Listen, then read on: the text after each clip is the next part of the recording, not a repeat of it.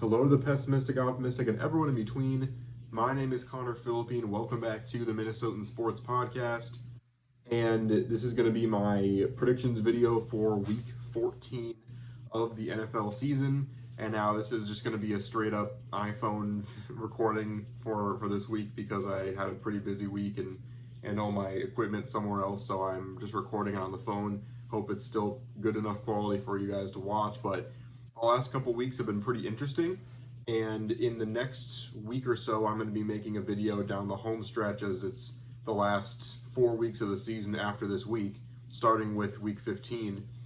That home stretch, I'll be breaking down kind of how the standings are looking, especially for the Vikings, but not just the Vikings. I'll be, going through the whole playoff picture for both the AFC and NFC, talking about some of the key matchups down the stretch. Was hoping to do that this week, but again, ran out of time. So next week will be when I make that video. So make sure you stay tuned for that. That should be a really fun video. But for this video, going through making my predictions, upset of the week as always, and we'll start here with what should be a very, very good Thursday night football game. I haven't been looking forward to a Thursday night football game like this for a long time because this is a game that's going to completely dictate the Vikings playoff picture regardless of who wins. It's the Packers at the Lions in their second and final meeting of the season. This is such a huge game because you look at the Vikings playoff picture right now, and I'll break this down further in the coming weeks. But right now, the Lions obviously have one game on the Vikings, including the head-to-head tiebreaker. The Vikings want at least a chance to go into that game against the Lions with the chance to win that one at the end of the year and win the North. Now, that's still a lot of things need to happen. The Vikings need to win out the rest of the way, and they've got some tough opponents coming up. But that's the goal for the Vikings. And to make that a realistic possibility, the Vikings either need to go into that with the Lions and them being completely tied in record, or they need to be in the upper hand for winning the tiebreaker. And right now, the Lions are obviously one game ahead in the tiebreaker, but if they were to lose a game, that still might not bode well for the Vikings. It would need to be an NFC team specifically that they would have to lose to even the playing field. And even better for the Vikings, if the Lions lose a game within the division, that gives the Vikings the upper hand as well because the Vikings have not lost within the NFC North besides the Lions so far yet this season. So if we were to split with them, we win week 18 potentially, we would then tie with them that way, and then we would win the upper hand on the North if we win out the rest of the North, and the Lions would lose this game, for example, against the Packers. So that's why this is especially important, because not only do we need the Lions to lose so that we have the same record, we need to have some sort of tiebreaker on them, and this would be the perfect way to do that. So now that that's all cleared up, the Packers and the Lions, this should be a good matchup, specifically because the Lions have a few key injuries, specifically on their lines. I think there's a key linebacker out as well. But for the Lions, it feels like they're a machine that almost got slowed down by the Bears last week. And sometimes that means when a team like that gets slowed down by a team they should really be killing, it's going to make them turn it on even more the following week, especially when they're in a rivalry game against the hated team that had their number for however long. So this is going to be a really good toe-to-toe matchup. I think it's going to be close. The Packers need to make sure that they don't let the Lions run away with this one offensively. Obviously, that's the case. It's a tough one. I do still think the Lions are going to come away with it being a home game, with the fact that even with the pass protection not being quite as good as it usually is, I mean, this Lions team, the 23 points they put up against the Bears was a really bad game for them, which is crazy. Like, anytime the Lions put up less than 27 points, it's a bad game for them offensively, which is just nuts. The Packers, I just still feel like there's something with them where I'm not 100% sold on them being a serious contender yet. If they win this game, absolutely. But just like the Vikings, I feel like there's that concern of they haven't put together 4 quarters in quite a while. And once either of those two teams do that, they're immediately in the elite category. But right now, the Packers aren't for me. The Lions are, and so I have to still go with the Lions in what should be a very tight NFC North game. Next up, we have the Jags and Titans. I mean, I'm not going to waste much time on this. A toss-up, I'd say it's the Titans. They've put up some good performances against some better teams. They pulled off that upset against the Titans a couple weeks back, and or sorry, yeah, I'm pretty sure it was that was the Texans they beat. Um, Earlier these last couple weeks, they've been playing better, pulling off some upsets. Excuse me, and then on top of that, the Jags just lost Trevor Lawrence to a concussion. I mean, there's nothing good going for the Jags right now. I'm going with the Titans in what should be kind of a forgettable matchup. Then we got the Jets at the Dolphins. Now, this is a team in the Dolphins. They just barely, well, I can't really say just barely. The Packers ran away with it in the end, and the Dolphins once again proved that they can't play in cold weather. But now they're going up against a Jets team that's just kind of on the downturn. Rodgers seems to be kind of half checked out from his team already after claiming that this was the best situation he's ever been in a couple of years ago on Hard Knocks. The Dolphins are 5-7, but they've been playing so much better with Tua back. I do expect them to win this game, especially at home. Right now, the spread is -6. I honestly think they'll cover that in this game and improve to 6-7 and keep themselves alive for a potential playoff spot with a few different teams, trying to vie for that in these next few weeks. Falcons Vikings, I'm making a separate video about that. That should come out on Friday, so make sure you stay tuned for that. I'll be giving my score predictions, but spoiler alert, I think it should be a good game for the Vikings. Saints at Giants, I just have to go with the Saints by default here. The Saints have not been playing good football either, but I mean it's the Giants. They've got Drew Lock in there who played better than DeVito did, but not by much. And the Saints, they at least have a Derek Carr that can kind of come alive at any moment. He hasn't really come alive much this season specifically, but again, by default, you just have to pick the Saints there. Panthers at Eagles. This should be another easy one where the Panthers had some momentum going. They kind of lost that when they lost the heartbreaker to the Chiefs, and I don't expect them to really continue that momentum this year. They had some good stuff going, and I really do hope that this is the turnaround for this team and for Bryce Young. But the Eagles they hit their stride. I hate to say it as a Vikings fan, but they have hit their stride this season. Those couple losses at the beginning of the season, they weren't really finding themselves offensively. They weren't really gelling in general. And now Saquon Barkley has found his rhythm with the team. The whole team itself is just absolutely buzzing right now, and especially a home game. This should be an easy one against the Panthers. Then it's a Browns rematch against the Steelers. This time it is at the Steelers, and this time I don't expect the weather to be as bad as it was in Cleveland. It's actually supposed to be 47 degrees according to the weather right now. So, you can make a claim that, it's the same matchup between these two teams. I think that the storylines are much more different in this matchup, especially considering the Steelers are now looking back and the Ravens are slowly gaining on them in the division. They want to win this game to get a much better chance of coming away with the AFC North, and the Browns' magic might be running out. Jameis Winston, again, is a turnover machine, and he honestly benefited. The team in general benefited from the fact that Winston wasn't expected to throw very much in that game, because he would have thrown multiple interceptions in that one. That defense would have pounced on it. I do think the Steelers will have a much better get-right game against the Browns in this one, and they will improve to 10-3 on the season. That would be an easy upset of the week pick to make, but I don't know about that one. But now here we go. We have made it now to the upset of the week, and I'm going to say that it's the Raiders over the Buccaneers for the upset this week. The Buccaneers, they've been kind of streaky. They've been putting it together, a little bit progressively throughout the season, and it is a home game. But the Bucs are 2-4 at home so far this season, which is crazy that they're 4-2 in away games and 2-4 at home right now. Just kind of struggling at home, and the Raiders are kind of due for one. They had a close one last week against the Chiefs for that Thanksgiving night game. Sorry, the Black Friday game.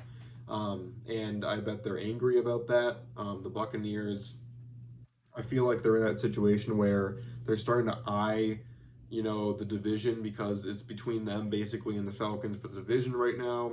And it's one of those situations where I feel like they're looking forward at the opponents they're going to have to defeat that are more impressive looking on paper, and that's when it's dangerous because then you fall into the trap games you never thought you would lose, and this is exactly the kind of game that I see that happening with the Raiders playing better football against the Chiefs last week, a heartbreaker.